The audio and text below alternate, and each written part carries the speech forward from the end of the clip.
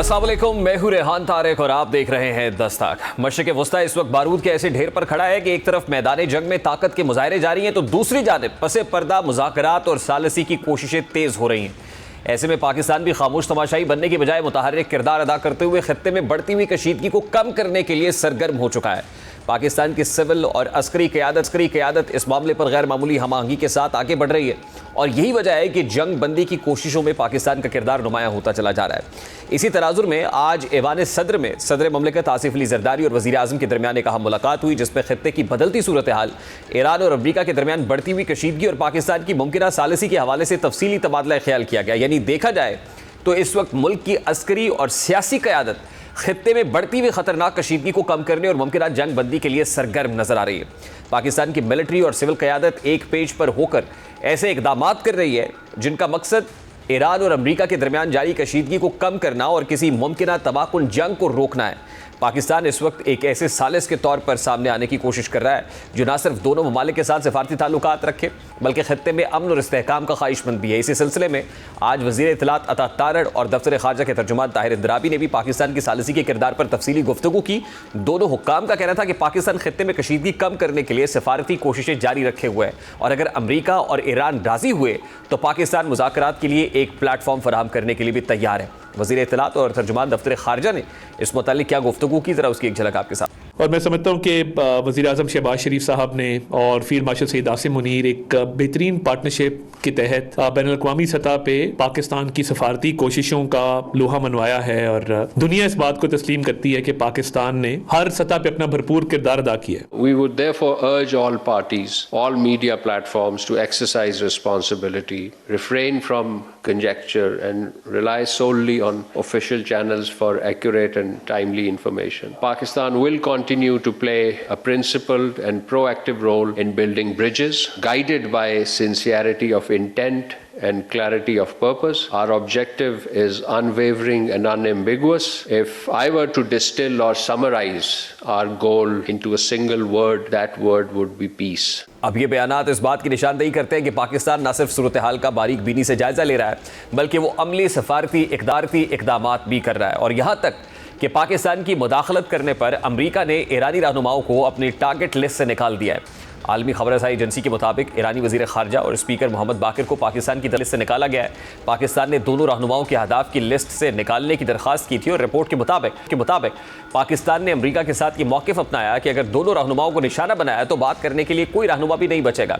दूसरी जानिब अमरीकी अखबार वॉल स्ट्रीट जर्नल के मुताबिक अमरीका और इसराइल ने दो ईरानी रहनुमाओं को टारगेट लिस्ट से हटाया है। लिस्ट में ईरानी रहनुमाओं में वज़ीर ख़ारजा अब्बास इराक़ची और स्पीकर मोहम्मद बाकिर का नाम शामिल है। अब पाकिस्तान हर सतह पर खित्ते की कशीदगी को कम करने और मुज़ाकरात पर जोर देने की बात कर रहा है, लेकिन एक बड़ा सवाल ये पैदा होता है कि क्या वाकई मुज़ाकरात हैं उनके ज़रिए दोनों फ़रीक़ैन के दरमियान कशीदगी कम हो सकेगी, क्योंकि ज़मीनी हक़ाइक़ बताते हैं कि ईरान और अमरीका के दरमियान तनाव मुसलसल बढ़ता चला जा रहा है और दोनों ममालिक के दरमियान बज़ाहिर एतमाद की फ़ज़ा तकरीबन ख़त्म हो चुकी है और ऐसे हालात में किसी भी तीसरे मुल्क के लिए सालिसी का किरदार अदा करना आसान नहीं होगा। दूसरी जानिब ईरान और अमरीका के दरमियान जारी जंगी कशीदगी में एक नया मोड़ सामने आता दिखाई दे रहा है। इब्तदाई तौर पर अमरीका की जानिब से जंग बंदी की बातचीत का इशारा दिया गया और एक 15 नुकाती एजेंडा भी सामने लाया गया। बज़ाहिर ये तासुर दिया गया कि अमरीका मुज़ाकरात के ज़रिए इस बहरान को ख़त्म करना चाहता है, लेकिन ईरान ने अमरीका की जानिब से पेश की गई इस तजवीज़ को मुस्तरद कर दिया और फौरी मुज़ाकरात के इम्कान को भी रद्द कर दिया है। ईरान का मौक़िफ़ यह है कि जंग बंदी किसी भी सूरत में यकतरफ़ा शराइत पर नहीं हो सकती। ईरानी सरकारी मीडिया के मुताबिक जंग बंदी का फ़ैसला ईरान की पेश करदा शराइत की बुनियाद पर ही होगा। इससे पहले जंग का खात्मा मुमकिन नहीं है। ईरान ने जो शराइत पेश की हैं वो नहायत अहम और सख्त नौइयत की हैं। ईरान का पहला मुतालबा यह है कि ईरान पर होने वाले तमाम हमले फौरी तौर पर बंद किए जाएँ और ईरानी क़यादत या अस्करी शख्सियात की टारगेट किलिंग का सिलसिला भी ख़त्म किया जाए। दूसरी शर्त ये रखी गई है कि मुस्तक़बिल में ईरान के ख़िलाफ़ किसी भी किस्म की जारहियत ना करने की ठोस ज़मानत दी जाए। तीसरी शर्त के मुताबिक जंग के नतीजे में ईरान को जो नुकसानात पहुँचे हैं उनका मुआवजा अदा किया जाए। चौथी शर्त यह है कि मशरिक़ वस्ता में ईरान के इत्तेहादी या हिमायत याफ्ता गिरोहों के खिलाफ जारी फौजी कार्रवाइयाँ बंद की जाएँ। जबकि पाँचवीं शर्त यह रखी गई है कि आबनाए हुर्मुज़ पर ईरान के इख्तियार को तस्लीम किया जाए। अब ये शराइत ऐसे वक्त में सामने आई हैं जब एक ईरानी ओहदेदार ने इस बात की तस्दीक की थी कि पाकिस्तान ने अमरीका की तजवीज़ ईरान तक पहुँचाई है। इसके साथ ही ये इम्कान भी ज़ाहिर किया गया था कि अगर मुज़ाकरात होते हैं तो उनकी मेज़बानी पाकिस्तान या तुर्किया कर सकते हैं। जबकि दूसरी जानिब वज़ीर ख़ारजा इसहाक़ डार का एक्स पर जारी अपने स्टेटमेंट में कहना है कि मीडिया में मशरिक़ वस्ता में जारी तनाज़ा ख़त्म करने के लिए अमन मुज़ाकरात के हवाले से गैर ज़रूरी क़यास आराइयाँ की जा रही हैं। अमरीका और ईरान के दरमियान मुज़ाकरात पाकिस्तान के ज़रिए पैगामात के तबादले के ज़रिए हो रहे हैं। इस सिलसिले में अमरीका ने 15 नुकात पेश किए हैं जिन पर ईरान गौर कर रहा है। इसहाक़ डार का मज़ीद कहना था कि बरादर इस्लामी ममालिक जैसे तुर्की और मिस्र भी इस इक़दाम की हिमायत कर रहे हैं। पाकिस्तान अमन के फ़रोग़ के लिए मुकम्मल तौर पर पुरज़्म है और ख़ित्ते और इससे बाहर इस्तेहकाम यकीनी बनाने के लिए हर मुमकिन कोशिश कर रहा है। बातचीत और सफारतकारी ही आगे बढ़ने का वाहिद रास्ता है। इसहाक़ डार का यह बयान अपनी जगह दुरुस्त हो सकता है, लेकिन मौजूदा सूरत हाल से यह अंदाज़ा लगाया जा सकता है कि जंग के खात्मे में हायल रुकावटें अब वाज़ आ रही हैं, क्योंकि अमरीका और ईरान दोनों ने एक दूसरे के सामने बिल्कुल मुख्तलिफ मुतालिबात रख दिए हैं। ईरान की जानिब से पेश की गई 5 शराइत बज़ाहिर सियासी से ज़्यादा अस्करी नौइयत की हैं। यही वजह है कि सालिसी करने वाले ममालिक के लिए भी सूरत हाल पेचीदा होती जा रही है, क्योंकि अगर ईरान अपनी शराइत पर सख्ती से कायम रहता है तो अमरीका के लिए इन मुतालिबात को तस्लीम करना आसान नहीं होगा। यहाँ एक अहम सवाल ये पैदा होता है कि क्या वाकई ईरान की इन शराइत पर अमल दरामद मुमकिन है। इस सवाल का जवाब आसान नहीं, क्योंकि बाज़ आलमी मुबस्सरीन के नज़दीक आलमी ताकतें खुसूसन अमरीका अपनी फ़ौजी और स्ट्रेटेजिक बर्तरी को कमज़ोर करने वाली किसी भी शर्त को आसानी से कबूल नहीं करेगा। जैसा कि आबनाए हुर्मुज़ पर ईरान के इख्तियार को तस्लीम करना अमरीका और इसके इत्तेहादियों के लिए इंतहाई मुश्किल फ़ैसला होगा, क्योंकि ये समुद्री रास्ता आलमी तजारत और तवानाई की फरहमी के लिए नहायत अहम है। दिलचस्प बात यह है कि मुज़ाकरात के हवाले से भी दोनों फ़रीक़ैन के दरमियान इस वक्त अबहाम पाया जा रहा है। अमरीकी सदर ट्रंप के बयानात से बज़ाहिर ये तासुर मिलता है कि वो दिखाना चाहते हैं कि ईरान जंग में कमज़ोर हो चुका है और अब जंग बंदी के लिए नई राहें तलाश कर रहा है। ट्रंप के मुताबिक ईरान मुज़ाकरात चाहता है क्योंकि वो अस्करी और माशी दबाव का सामना कर रहा है। जैसा कि ट्रंप का मीडिया से गुफ्तगू करते हुए कहना था कि अगर ईरानी क़यादत ने डील से इनकार किया तो इसे संगीन नताइज भुगतना होंगे।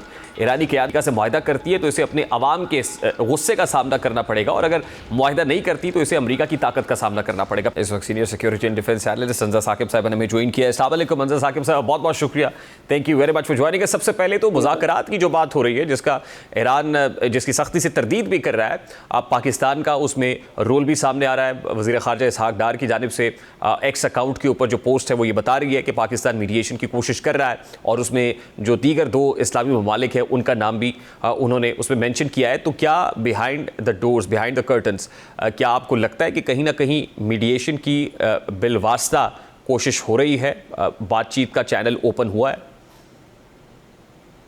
देखिए, मैं आपको ना इसको सम अप करके इस तरह बताती हूँ कि अगर हम इस पूरी सूरत हाल को स्ट्रेटेजिक लेंस से देखें तो डोनाल्ड ट्रंप की तरफ से ईरान के खिलाफ जंग को उन्होंने एंटिसिपेट किया था कि 4 से 6 हफ्तों में कंक्लूड करने की बातें सामने आई थी।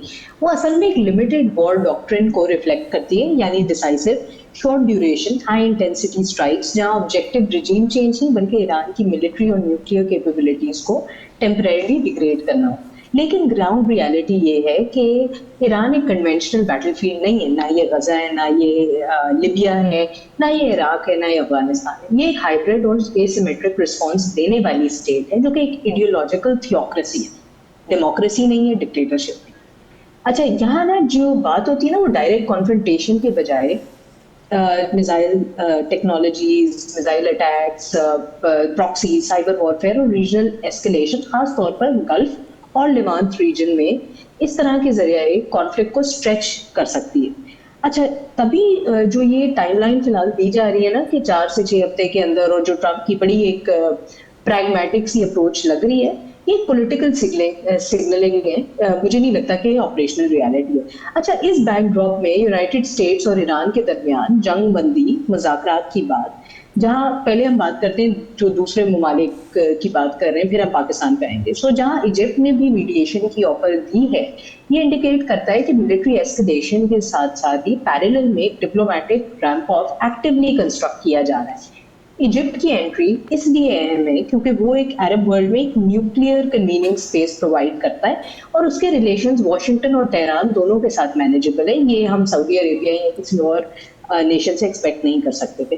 तो ये मल्टी लेयर डिप्लोमेसी का मॉडल है जहां ओवर्ट और कोवर्ट चैनल साइमल्टेनियसली चल रहे होते हैं ताकि एस्केलेशन को कंट्रोल किया जाए। पाकिस्तान के हवाले से जो रिपोर्ट्स हैं कि इस्लामाबाद की दरख्वास्त पर 2 ईरानी रहनुमाओं को अमेरिकन टारगेट लिस्ट से हटा दिया गया है, ये अगर दुरुस्त है तो ये पाकिस्तान की quite but effective back channel diplomacy का सबूत है।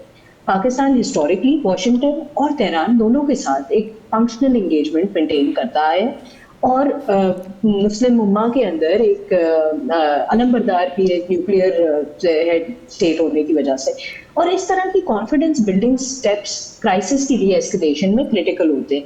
ये भी सिग्नल करता है कि पाकिस्तान एक क्रेडिबल इंटरमीडिएरी है, इसको इस तौर पर देखा जा रहा है, ऐसा एक्टर जो एस्केलेशन को कम करने में टेंजिबल रोल प्ले कर सकता है बिना खुद कॉन्फ्लिक्ट का हिस्सा बने हुए। अब नए हॉर्मोन्स पे आते हैं। उसके हवाले से यूनाइटेड किंगडम में 30 ममालिक की एक्सपेक्टेड शिरकत के साथ जो फौजी मुज़ाकरात हो रहे हैं, वो इस बात की भी निशानदेही करता है कि ग्लोबल पावर्स इस चेक पॉइंट को सिक्योर रखने को कलेक्टिव स्ट्रेटेजिक प्रायोरिटी समझ रहे हैं। स्ट्रेट ऑफ हॉर्मोज से दुनिया की ना सिर्फ सिग्निफिकेंट ऑयल सप्लाई गुजरती है, जिस मोर देन 20%, बल्कि यहाँ पे मोर देन 75% आपके मेथनॉल और दूसरे जो सॉल्वेंट्स हैं उसके भी गुजर रहा है। और अगर यहाँ डिस्ट्रक्शन होती रही तो वो सिर्फ रीजनल नहीं बल्कि ग्लोबल इकोनॉमिक शॉक में भी तब्दील हो सकता है। हमने इसका ट्रेलर ऑलरेडी देख लिया। इसलिए कंसल्टेशंस असल में कंटिजेंसी प्लानिंग है, नेवल कोऑर्डिनेशन, एस्कॉर्ट मैकेनिज्म और रैपिड रिस्पांस फ्रेमवर्क्स के जरिए सप्लाई लाइन्स को फंक्शनल रखना है। मजमूई तौर पर ये तमाम डेवलपमेंट्स ये दिखाती हैं कि हम एक कंट्रोल्ड एस्केलेशन फेज में हैं, जहां मिलिट्री पोस्चरिंग भी और डिप्लोमेटिक एंगेजमेंट भी पैरेलल चल रही है। ना पूरी जंग है, ना फुल डी एस्केलेशन का यकीन है, बल्कि एक कैलिब्रेटेड प्रेशर स्ट्रैटेजी है जहां हर एक्टर, या वो यूएस हो, इजराइल हो, पाकिस्तान हो, वो अपनी अपनी बार्गेनिंग पोजीशन फिलहाल मजबूत कर रहे हैं। इस कॉम्प्लेक्स इक्वेशन में पाकिस्तान जैसे मिडिल पावर्स एक बड़ी अहमियत रखते हैं। बिल्कुल सही। अब अंजर साहिबा देखिए, कॉन्फिडेंस बिल्डिंग मेजर्स की जरूरत थी और वो हो रहे हैं। पाकिस्तान की मीडिएशन, जैसे आपने इजिप्ट को मेंशन किया, 2 रहनुमाओं को टारगेट लिस्ट से निकाल देना is one of the confidence building measures.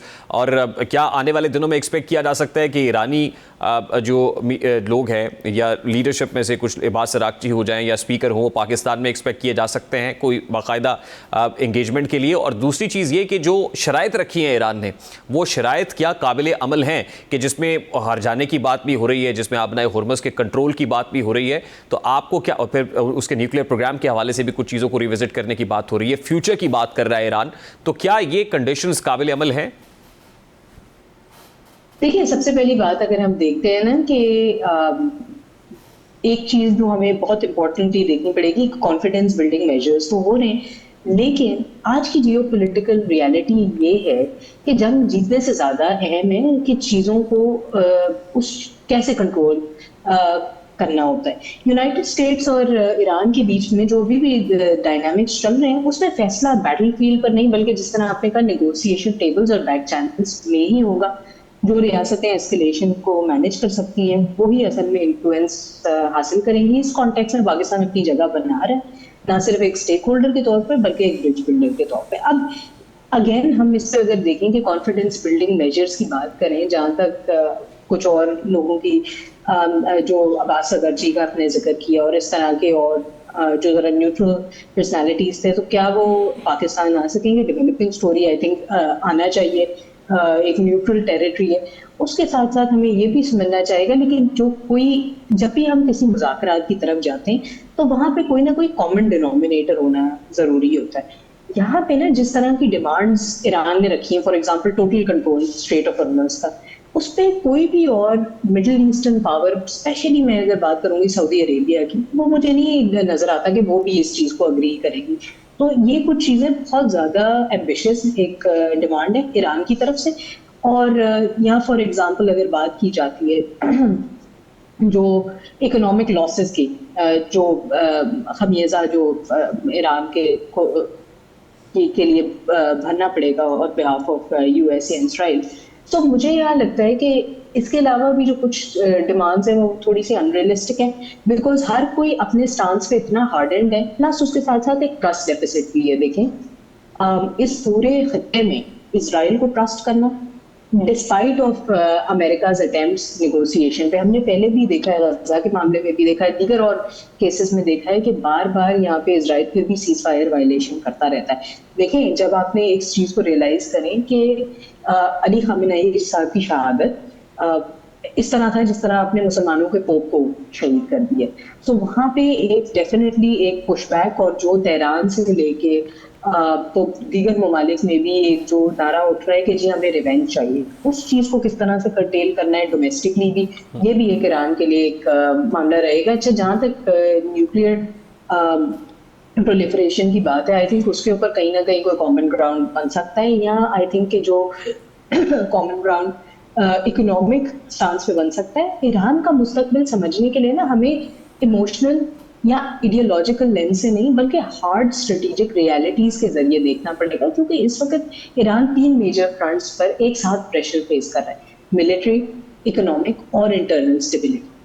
सबसे पहले अगर मैं मिलिट्री और जियो पॉलिटिकल फ्रंट पर देखूं तो इस वक्त एक हाई प्रेशर कॉन्फ्रंटेशन एनवायरनमेंट है, जहां यूएस और इजराइल के साथ डायरेक्ट और इनडायरेक्ट टेंशन बढ़ चुकी है। अब ये डेफिनेटली ईरान की जो एसिमेट्रिक स्ट्रेटेजी है, terms of missile, cyber warfare, proxies, maritime disruption हमने ऑलरेडी देख ली है स्ट्रेट ऑफ हॉर्मुज़ पे, और रीजनल लेवरेज, ये सारी चीजें एक हकीकत है, और मुझे ये प्रोलॉन्ग मैनेज कॉन्फ्लिक्ट होता हुआ नजर आ रहा है।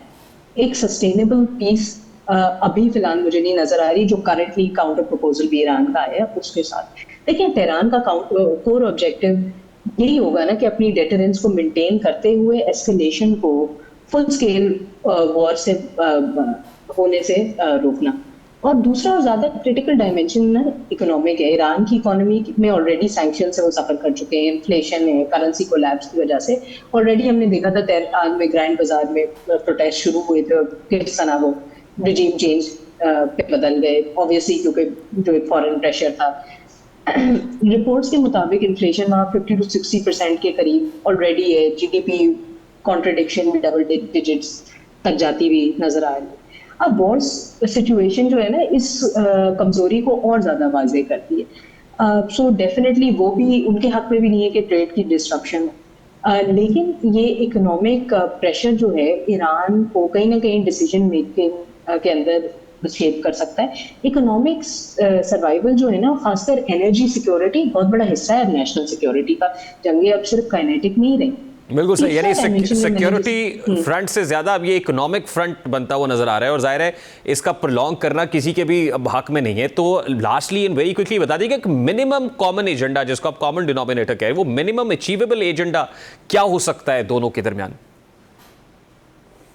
तीनों के दरमियान कहूँगी, और आई थिंक यहाँ पे डेफिनेटली स्ट्रेट ऑफ हॉर्मुज़ ही बन सकता है और इकोनॉमिक कंट्रोल बन सकता है, अगर तो किसी तरह से कोई रिलीफ पैकेजेस आते हैं और कोई लास्टिंग सस्टेनेबल गारंटीज आती हैं कि वहाँ से कोई इस तरह की प्रोमिनेंट पर्सनैलिटीज़ पे या कहीं इस तरह से अटैक नहीं होगा, या अगर कोई, मैंने जिस तरह कहा कि इकोनॉमिकली कहीं ना कहीं कोई स्टेबल ग्राउंड नज़र आता है on behalf of the compensation from US and Israel, तब मुझे लगता है कि कहीं ना कहीं हम होप कर सकते हैं कि कोई हम बात कर सकें for some kind of negotiations. लेकिन मुझे अभी भी यही लग रहा है कि ये ना एक जो मॉडल अभी चल रहा है, ये वॉर विदाउट विक्ट्री का मॉडल है, क्योंकि तीनों जो एक्टर्स हैं वो फिलहाल बहुत ज़्यादा अपने अपने स्टांसेस पे हार्डन नज़र आ रहे हैं।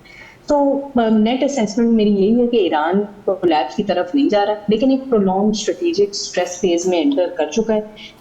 ये मुल्क सर्वाइव करेगा, इकोनॉमी मुझे लग रहा है कि अभी भी वीक रहेगी, अनलेस के बहुत ज़्यादा कहीं एक इनकमिंग आती है from the form of US या in terms of compensation. Political pressure बढ़ता रहेगा, रीजनली कंटेस्टेड पोजीशन में रहेगा, just like manage conflict situation. बहुत बहुत शुक्रिया अंजर साकिब साहब आपके वक्त के लिए। सिक्योरिटी एनालिस्ट अंजर साकिब साहब हमारे साथ मौजूद थी। Let's take a very quick short break है। ब्रेक के बाद जब वापस आएंगे ब्रिगेड रिटायर्ड हारिस नवाज साहब ज्वाइन करेंगे। इस ब्रेक के बाद हमारे साथ रहिए।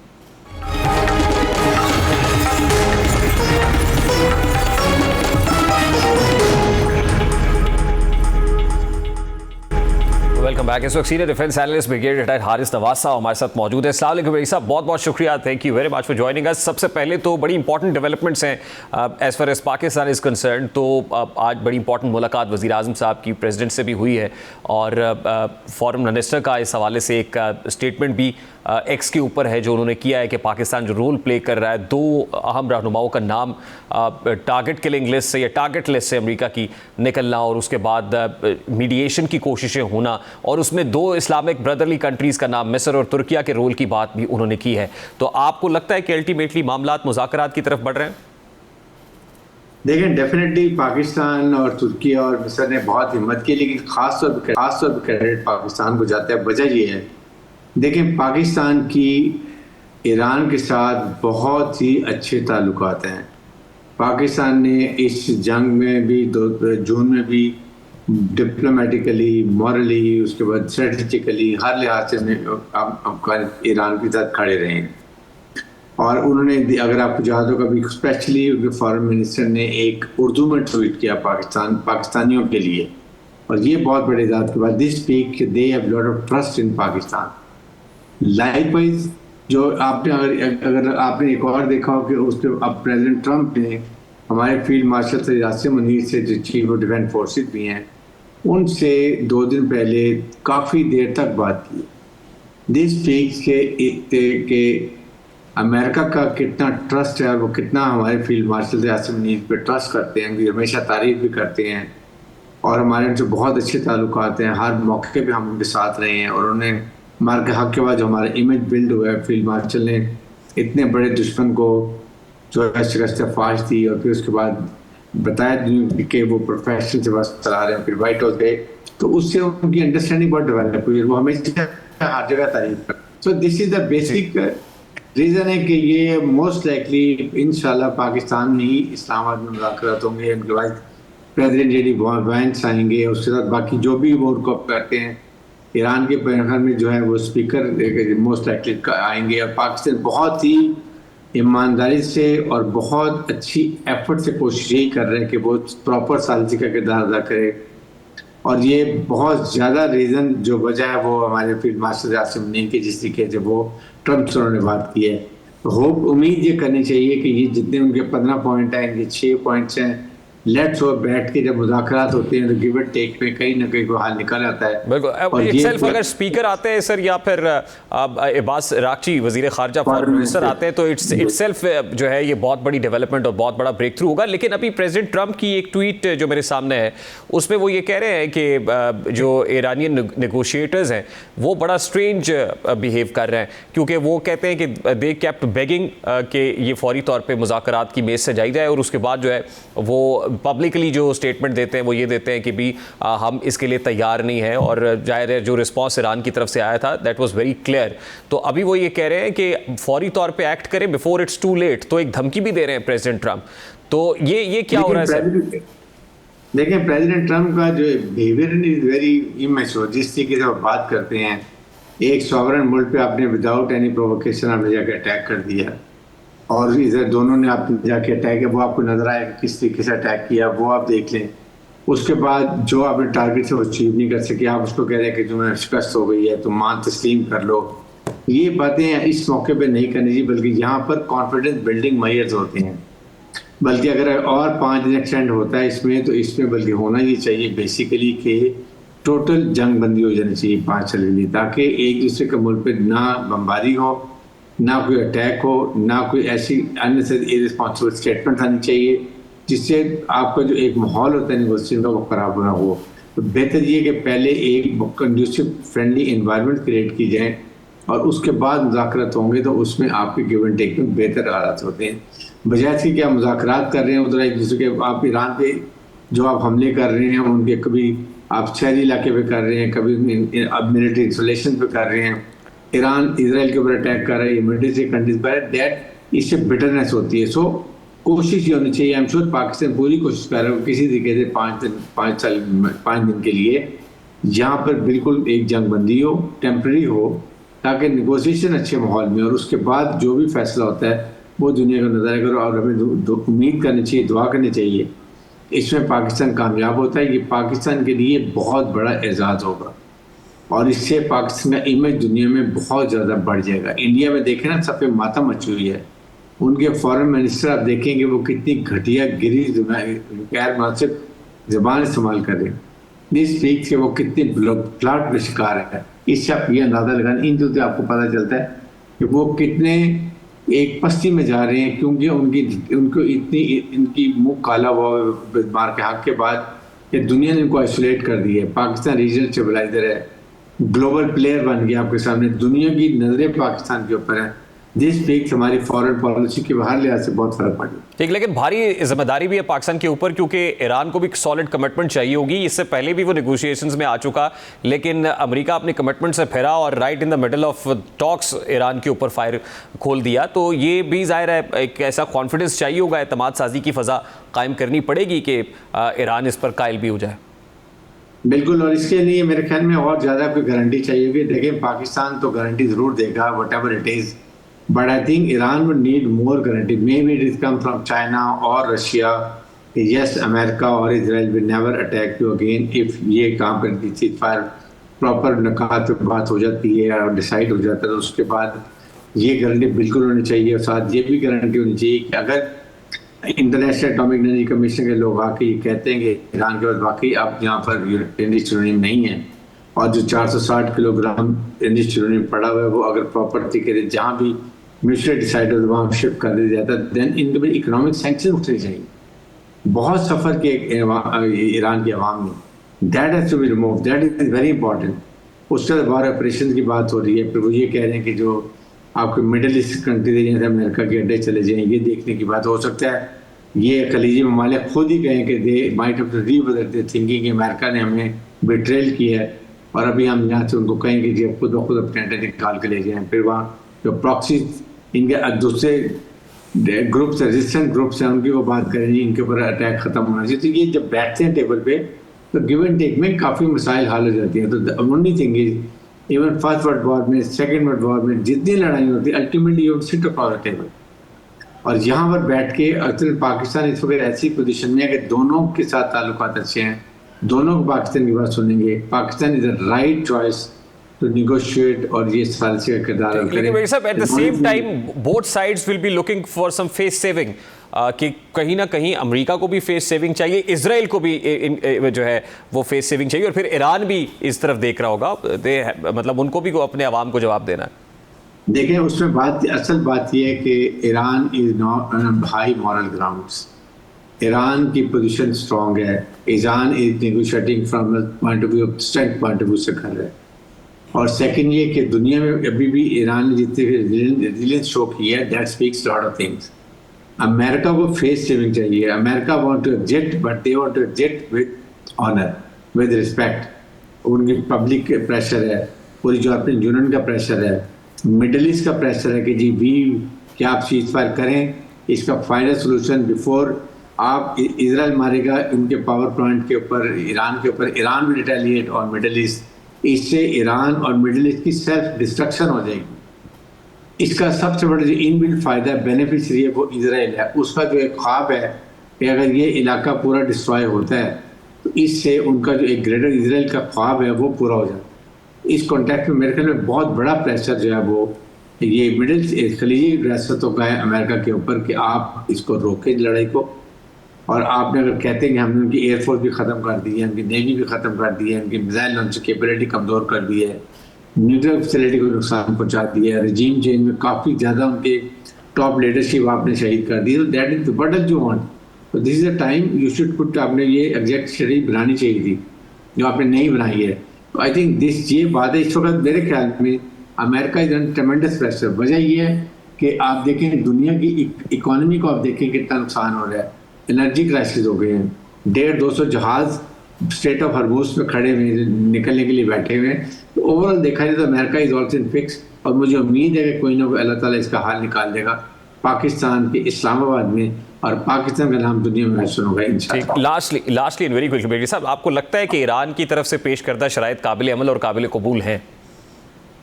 देखिए, ईरान की रीजनेबल है। आप मुझे बताइए कि आप एक गारंटी होनी चाहिए कि ईरान पे क्यों आप बार बार हमला करते हैं जब न्यूक्लियर कैपेबिलिटी नहीं है रहेगी। अगर ईरान एग्री करता, उसने पहले भी कहा था कि हम 0 पे जाएंगे, हालांकि 2.5% जो यूरेनियम अरेंज करना है ये इंटरनेशनल एटॉमिक एनर्जी कमीशन की तरफ से पूरी दुनिया में 8 मुल्क को अलाउड है, जिसमें वो आप उनके मेडिकल के लिए, एनर्जी के लिए आप इस्तेमाल कर सकते हैं। अगर वो सर्टिफिकेट देते हैं then there is no reason कि आप उनके नहीं, लेकिन उसके साथ साथ वो स्टेट ऑफ हॉर्मुज के कंट्रोल की बात भी कर रहा है, फिर वो डैमेजेस देने की बात भी कर रहा है, कॉम्पेंसेशन। उनका एरिया है, why should they allow anyone else to go? वहां को they buy lot of money, वहां को उसके रॉयल्टी मिलती है, why should they give it to American? And आप उसके बाद खरकास के एरिया में जाके आप कहते हैं हम अपने ट्रूप्स ले, कभी आप कह रहे हैं मैं पैराट्रूपर्स ला रहे हैं, कभी आप कह रहे हैं हमारी ग्राउंड फोर्सेज आ रहे हैं, स्पेशल ट्रूप्स आ रहे हैं, ये they are using pressure tactics. Otherwise Iran में अगर आएंगे तो then they will not be able to go back. ये याद रखें, इट इज नॉट सीरिया और लिबिया और इराक, ये मुल्क नहीं है, बड़ी रेजिलिएंट कौम, उन्होंने दिखा दिया दुनिया में कि एक सुपर पावर का कैसे मुकाबला किया। They are steadily training, so they have to think 10 times before take any further action. ठीक, बहुत बहुत शुक्रिया ब्रिगेडियर हारिस नवाज साहब, सीनियर डिफेंस एनालिस्ट हमारे साथ मौजूद। ब्रेक हियर और ब्रेक के बाद वापस आता हूँ।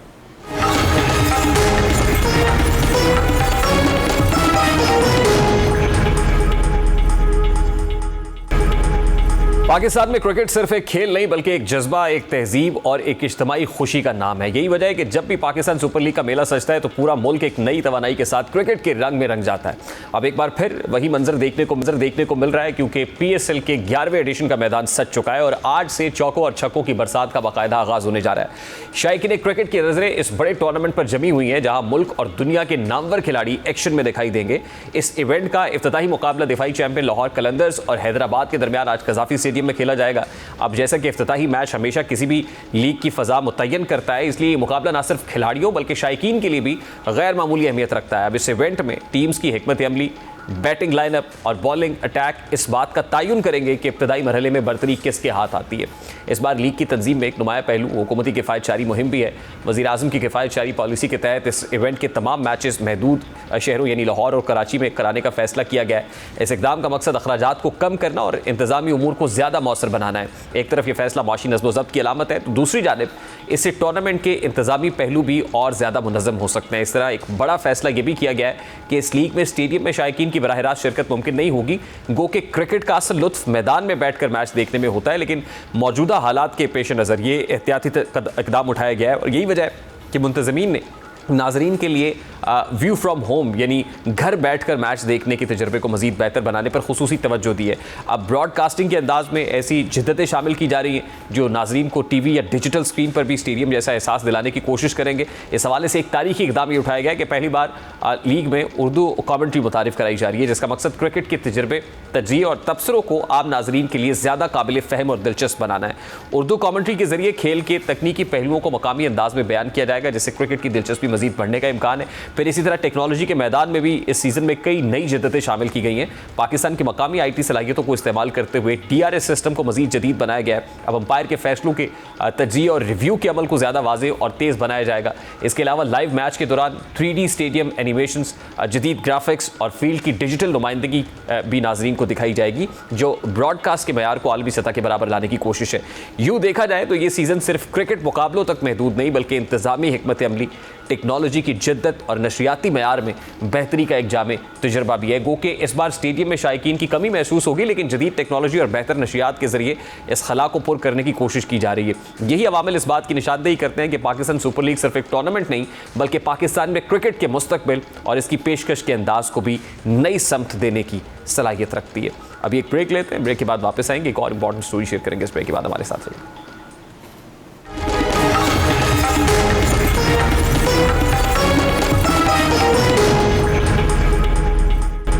फ़ज़ाई सफ़र हमेशा से तेज़ी और सहूलत की अलामत समझा जाता रहा, लेकिन हालिया हालात में यही सहूलत मुसाफिरों के लिए एक बड़ी माशी आजमाइश बनती दिखाई दे रही है। जैसा कि खत्ते में जारी जंगी कशीदगी, आलमी तवानाई बहरान और जेट फ्यूल की बढ़ती कीमतों ने एयरलाइन सनत को शदीद दबाव में डाल दिया है। नतीजतन फ़ज़ाई कंपनीज़ ने अंदरून और बैरून मुल्क परवाज़ों के किरायों में नुमाया इजाफा कर दिया है। इस अचानक इजाफे ने न सिर्फ आम मुसाफिरों बल्कि कारोबारी तबके और बैरून मुल्क मुकीम पाकिस्तानियों को भी शदीद मुश्किलात से दो चार कर दिया है। ज़राए के मुताबिक अंदरून मुल्क फ़ज़ाई सफ़र की कीमतें गैर मामूली हद तक बढ़ चुकी हैं। जैसा कि कराची से इस्लामाबाद और लाहौर तक यकतरफ़ा टिकट के किराए तकरीबन 40,000 रुपये तक जा पहुँचे हैं, जो आम हालात के मुकाबले में कहीं ज़्यादा हैं। इसी तरह लाहौर और इस्लामाबाद के दरमियान आखिरी वक्त पर दस्तियाब नशस्तों के किरायों में तकरीबन 150% तक इजाफा रिकॉर्ड किया गया है। इस सूरत हाल ने ख़ास तौर पर उन मुसाफिरों को मुतासर किया है जो हंगामी या सरकारी काम के सिलसिले में फ़ौरी सफ़र करने पर मजबूर होते हैं। एयरलाइन हुकाम के मुताबिक किरायों में इस इजाफे की सबसे बड़ी वजह जेट फ्यूल की कीमतों में तेज़ी से होने वाला इजाफा और इसकी मुमकिन किल्लत है। फ़ज़ाई कंपनीज़ के ऑपरेशनल अखराजात में ईंधन का हिस्सा सबसे ज़्यादा होता है, इसलिए जब जेट फ्यूल महंगा हो जाता है तो इसका बराह रास्त असर टिकट की कीमत पर पड़ता है। इसके साथ साथ मौजूदा जंगी सूरत हाल ने एयरलाइंस को इजाफी हिफाजती इकदाम इख्तियार करने पर भी मजबूर कर दिया है, जिसके बायस सिक्योरिटी चार्जेस और दीगर अखराजात में भी ये तमाम अवामिल मिलकर जो फ़ज़ाई सफ़र है उसको पहले के मुकाबले में कहीं ज़्यादा महंगा बना रहे हैं। प्रोग्राम का वक्त अपने इख्तिताम को पहुंचा। आपसे मुलाकात हुई इंशाल्लाह कल। अपना रखिए ख्याल। अल्लाह हाफ़िज़।